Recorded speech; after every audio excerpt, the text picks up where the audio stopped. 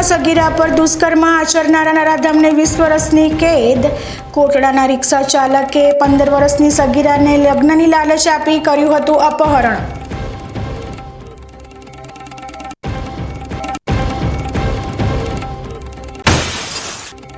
પાલનપુર તેમજ ડીસામાં સરકારી કર્મચારીઓએ યોજી કેન્ડલ માર્ચ.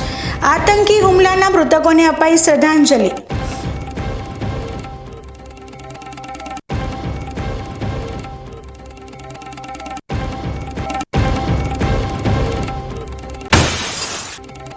જિલ્લા કલેક્ટર મિહિર પટેલના અધ્યક્ષસ્થાને સુજલામ સુફલામ જળ અભિયાન અંતર્ગત બેઠક યોજાઈ.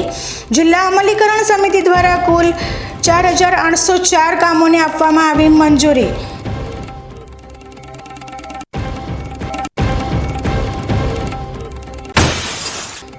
બનાસકાંઠા ભૂસ્તર વિભાગે 1 મહિનામાં ₹2.2 કરોડની ખનીજ ચોરી ઝડપી.